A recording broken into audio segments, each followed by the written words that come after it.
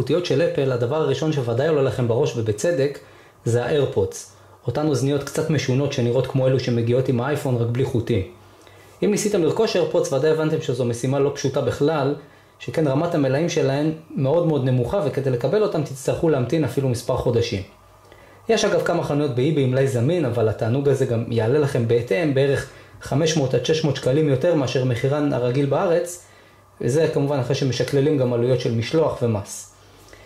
לכן חשוב להכיר שקיימת אלטרנטיבה מבית אפל, שהיא אמנם לא יותר זולה, המחיר פחות או יותר זהה לאיירפודס, סדר גודל של 700 וקצת שקלים, אבל היא זמינה יותר, כוללת בגדול את רוב התכונות המרכזיות של האיירפודס, בנוסף לכמה יתרונות נוספים. מי מכם שמעורה בעולם הטכנולוגיה, זוכר ודאי שלפני 3 שנים אפל רכשה את המותג ביטס, באותה עסקת ענק מדוברת של $3 מיליארד. איך זה השפיע עלינו מאז? לא יותר מדי. אפל המשיכה בקו המוצרים שלה, וביטס המשיכה להתקיים לצידה עם קו המוצרים שלה, בלי שום סממן של אפל. עכשיו העסק כבר מתחיל להשתנות, כאשר לראשונה יוצאת סדרת אוזניות של ביטס, שתוכננה על ידי אפל, מכילה טכנולוגיות שלה, ונושאת את המיתוג שלה. הסדרה הזו יצאה לשוק לפני כ3 חודשים, בפברואר האחרון, תחת השם ביטס אקס. עכשיו, כשאנחנו אומרים אוזניות של אפל, זה הרבה מעבר לסמנטיקה. וצריך להבין שמדובר במוצר שהוא חלק מהאקוסיסטם של אפל. וזה בא לידי ביטוי במספר אופנים. דבר ראשון, האוזניות כוללות את שבב ה-W1, שזה אותו שבב שקיים גם באיירפודס, ומאפשר זיהוי וסינכרון אוטומטי עם מכשירי אפל. כבר אנחנו נראה איך הוא עובד. דבר שני, האוזניות מממשקות לחשבון ה-iCloud שלכם, וברגע ששייכתם אותן למכשיר אחד, הם יתחברו לכם באופן אוטומטי ליתר מכשירי אפל שיש לכם. לדוגמה, קישרתם אותם לאייפון, הם יזוהו אוטומטית גם באייפד, באייפוד, במק, באפל TV, באפל וואץ' וכו'. דבר שלישי, הטעינה מתבצעת באמצעות חיבור לייטנינג, בדיוק כמו באייפון או באייפד. ודבר רביעי, ניתן לשלוט איתם בפעולות האייפון. לענות או לדחות שיחות, לשלוט בפעולות נגן המוזיקה, להגביר, להנמיך, להעביר שירים.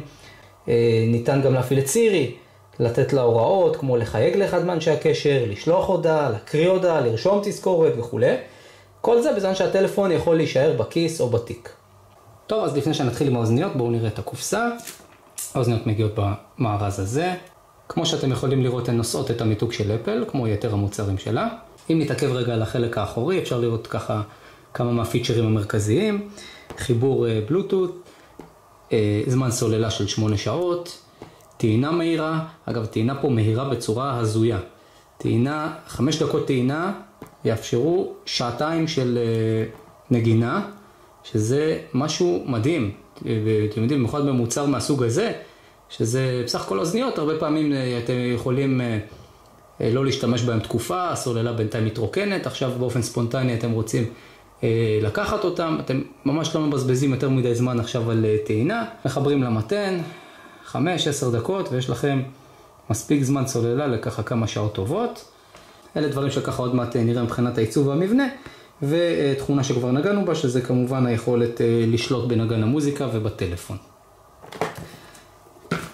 מבחינת תכולת המארז, אז אם אנחנו פותחים את הקופסה,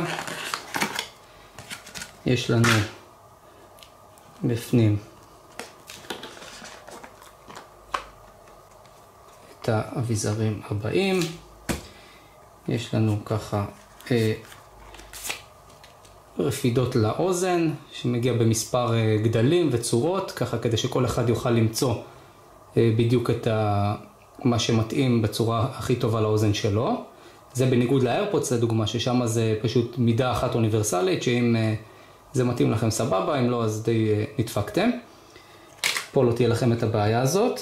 כאן יש איזה שהן גומיות כאלה שמאפשרות לקבע את האוזניה לאוזן בצורה יותר טובה.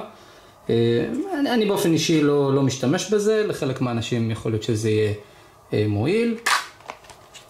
כבל לייטנינג לטעינה של האוזניות. ונרתיק. קצת מוזר, נראה כמו איזה לוע.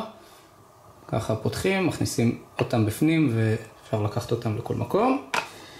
בסדר, זה מבחינת האביזרים הנלווים, ונגיע לאוזניות עצמן. טוב, מבחינת העיצוב אפשר להתרשם. לי יש כאן את הדגם השחור, הן מגיעות גם בלבן, אפור וכחול. אפשר לראות. ככה. כאן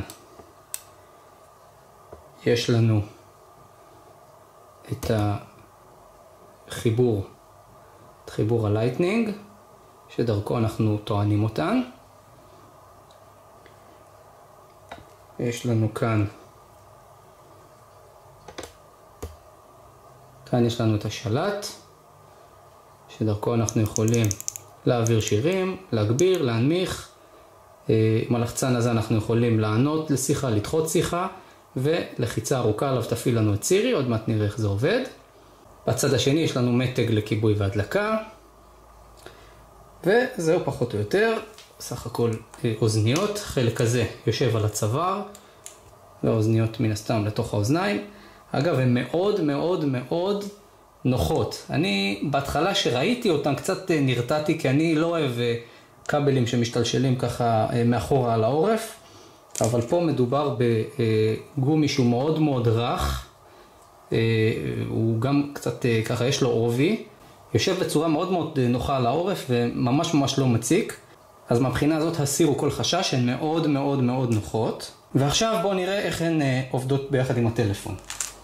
טוב, ניקח כאן את האייפון שלי. כמובן שלצורך הסקירה אני ביטלתי את הצימוד של האוזניות האלה, כדי שתוכלו לראות את תהליך החיבור. עכשיו שימו לב, אני לוחץ כאן על מתג ההדלקה, מדליק את האוזניות. ראיתם? האייפון אוטומטית זיהה את האוזניות האלה כמוצר של אפל. לחיצה אחת על התחבר.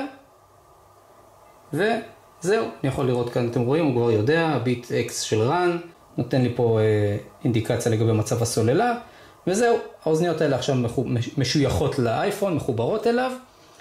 וכמובן שלא רק לאייפון, כי כרגע, כמו ששמתם לב, ברגע שאני שייכתי את האוזניות האלה לאייפון, האוזניות האלה משויכות לחשבון ה-iCloud שלי, ויופיעו לי באופן אוטומטי גם ביתר המכשירים שיש לי, אם זה באפל וואץ', באייפד, באפל TV, כל זה בלי שאני צריך לעשות עכשיו שום הגדרה נוספת. בסך הכל להדליק, ואוטומטית הם כבר יזוהו.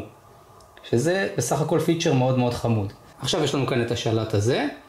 אנחנו יכולים ללחוץ לחיצה ארוכה. וזה הפעיל לנו את סירי. ניפרד ממנה כרגע.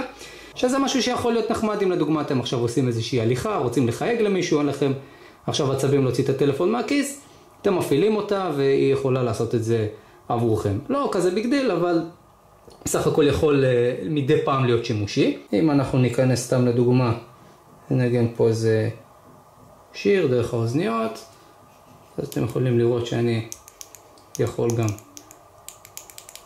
בסדר, לשלוט בווליום. מבחינת הלחצן הזה מדובר בלחצן רב שימושי. לחיצה אחת קצרה עוצרת או ממשיכה את הנגינה. שתי לחיצות מעבירות שיר, ולחיצה ארוכה, כאמור, מעלה לנו את סירי. שימו לב שיש כאן משני הצעדים מגנט, מה שמאפשר לנו להסתובב איתן תלויות על הצוואר בצורה קצת יותר נוחה ואלגנטית בזמן שהן לא בשימוש. מבחינת איכות הסאונד, בסך הכל הן בסדר גמור, לא הרבה מעבר לזה, לא משהו מדהים, בוא נאמר איכות שהיא מספיק טובה בשביל המאזין הממוצע. מישהו ככה אודיופיל שממש חשוב לו איכות סאונד מושלמת, קודם כל כנראה שלא יקשיב למוזיקה שלו באייפון מלכתחילה, אבל בכל מקרה לא אלו האוזניות בשבילו, בשביל אוזניות כאלה אתם תצטרכו לשלם גם הרבה הרבה הרבה יותר, אבל למי שבסך הכל מחפש אוזניות אלחוטיות טובות, עם פיצ'רים נחמדים, אופציה לא רעה בכלל. עכשיו, גם אם אין לכם אייפון או שום מכשיר של אפל, עדיין תוכלו להשתמש בהן כאוזניות בלוטוס רגילות, אבל במקרה הזה, האמת שאני לא רואה יותר מדי ערך מוסף שיש להם על פני 7,000 האופציות האחרות שיש לכם בשוק, חלקן גם במחירים הרבה יותר אטרקטיביים, אז זה ככה שיקול שלכם. אבל אם אתם בעלי אייפון וחשוב לכם שהאוזניות יהיו חלק מהאקוסיסטם של המכשיר שלכם ויעבדו איתו בהרמוניה, אז בהחלט יש לכם כאן אופציה שהיא מצוינת ומומלצת מאוד.